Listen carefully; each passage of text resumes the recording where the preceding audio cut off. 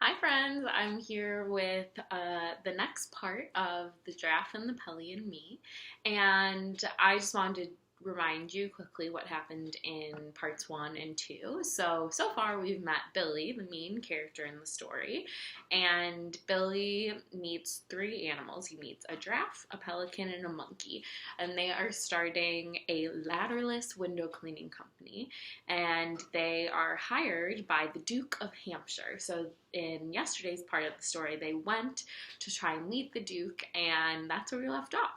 So let's keep reading today. And as we're reading today, we're just going to continue story mapping the story. So we're going to be thinking about any new characters that we're meeting in the story, any new problems that are coming up, any different settings that are coming up.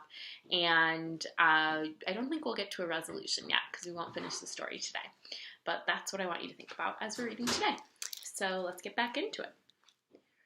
"Here we go," the pelican whispered to me, and with a swish and a swoop he carried me up to the very top of the cherry tree, and there he perched. "Pick them, Billy," he whispered. "Pick them quickly and put them in my beak." The gardener got a shock as he fell off the ladder. Below us, the Duke was shouting, "My gun! Get me my gun! Some monster of a bird is stealing my best cherries! Be off with you, sir! Go away! Those are my cherries, not yours! I'll have you shot for this, sir! Where is my gun?" "Hurry, Billy!" whispered the pelican. "Hurry, hurry, hurry!" "My gun!" the Duke was shouting to the gardener. "Get me my gun, you idiot! I'll have that thieving bird for breakfast, you see if I don't!" "I've picked them all," I whispered to the pelican.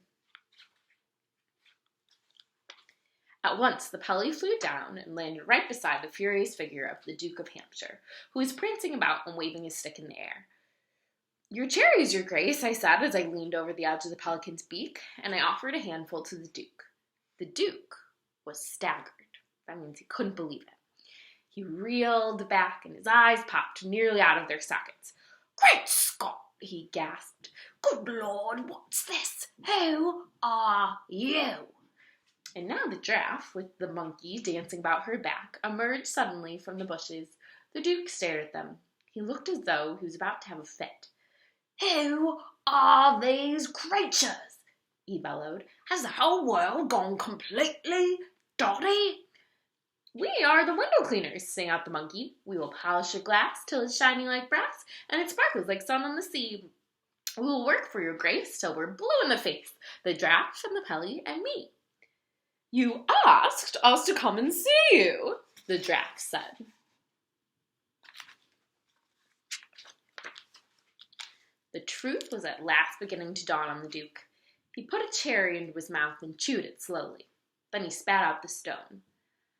"I like the way you picked these cherries for me," he said. "Could you also pick my apples in the autumn?" We could, of course we would," we all shouted. "And who are you?" the Duke said, pointing his stick at me. "He is our business manager," the Giraffe said. "His name is Billy. We go nowhere without him." Very well, the Duke muttered. "Come along with me and let's see if you're any good at cleaning windows." I climbed out of the pelican's beak, and kindly the old Duke took me by the hand as we all walked towards the house. When we got there, the Duke said, "What happens next?" "It's all very simple, your grace," the Giraffe replied. "I am the ladder, the Pelly is the bucket, and the monkey is the cleaner. Watch us go." With that, the famous window cleaning gang sprang into action. The monkey jumped down from the Giraffe's back and turned on the garden tap. The pelican held his beak under the tap until it was full of water. Then, with a wonderful springy leap, the monkey leaped up once again onto the Giraffe's back.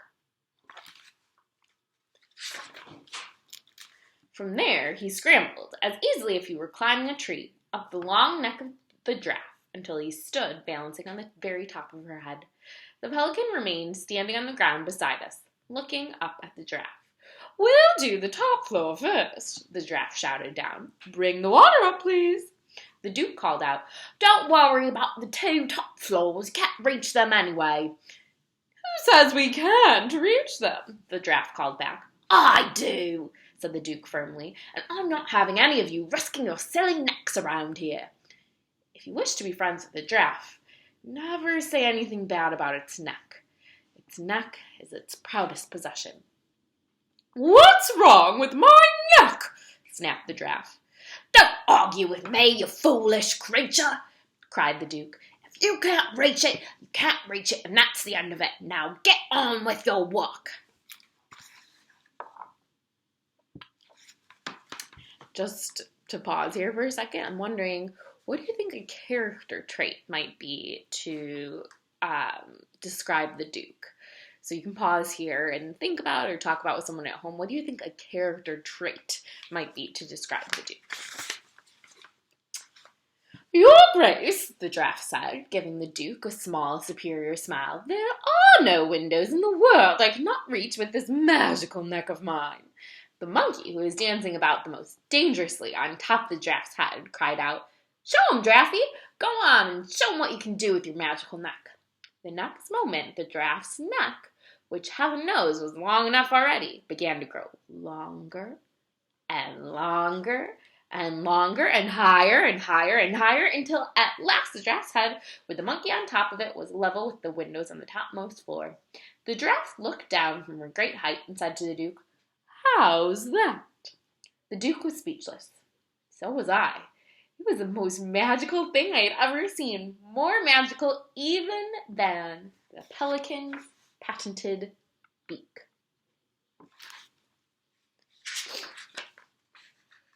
Up above us, the Giraffe was beginning to sing a little song, but she sang so swiftly and so softly I could hardly catch the words. I think it went something like this. "My neck can stretch as terribly high, much higher than the eagles can fly. If I ventured to show just how high it would go, you'd lose sight of my head in the sky." The pelican, with his huge beak full of water, flew up and perched on one of the top floor window sills near the monkey, and now the great window cleaning business really began. The speed with which the team worked was astonishing. As soon as one window was done, the Giraffe moved the monkey over to the next one, and the pelican followed.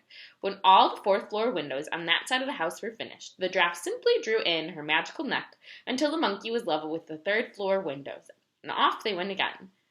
"Amazing!" cried the Duke. "Astonishing! Remarkable! Incredible! I haven't seen out any of my windows for 40 years. Now I shall be able to sit indoors and enjoy the view." There's them cleaning the window.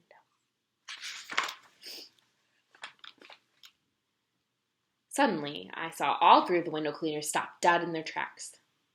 They seemed to freeze against the wall of the house. None of them moved. "What's happened to them?" the Duke asked me. "What's gone wrong?" "I don't know," I answered.